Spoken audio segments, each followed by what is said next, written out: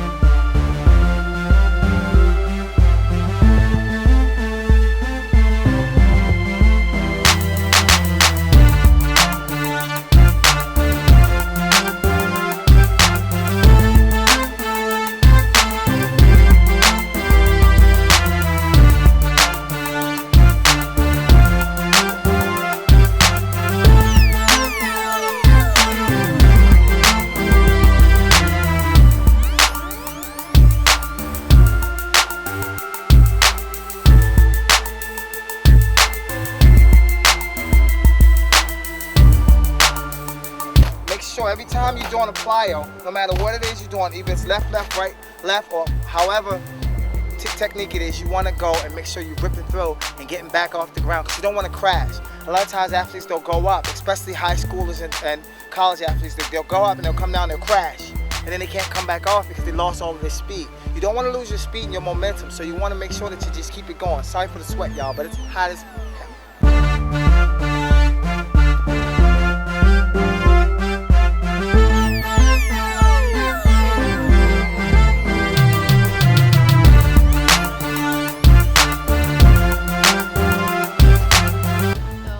Okay folks, the reason for the cones, I know you're wondering, like, I'm going to do some of the same drills, but the reason for the cones, especially for my triple jumpers and everybody who want to jump a specific distance, you want to put the cones there to make sure that you're going the same distance. Because a lot of times, you have a weak second phase.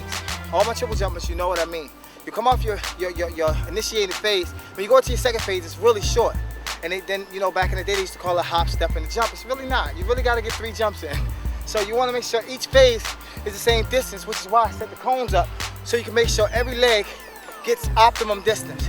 So we're going to do some of the same drills we did in the beginning. Once you master those, you come over the cones with the same drills, okay?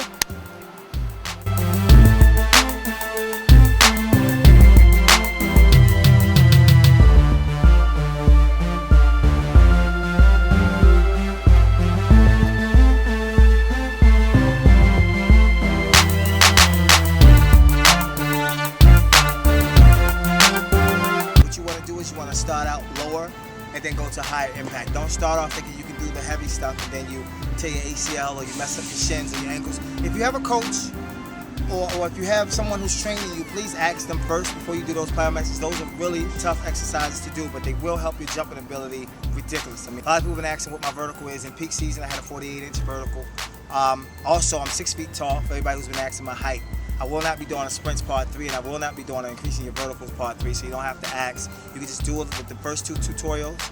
You can actually search YouTube for some more tutorials, or you can do these plyometrics. I'll randomly be putting up exercise videos to work on different variations and parts of the body, but for the most part, that's what it is, y'all. So that's it. Subscribe to the channel. If you have any questions, post it below. I'll try to answer as many as I can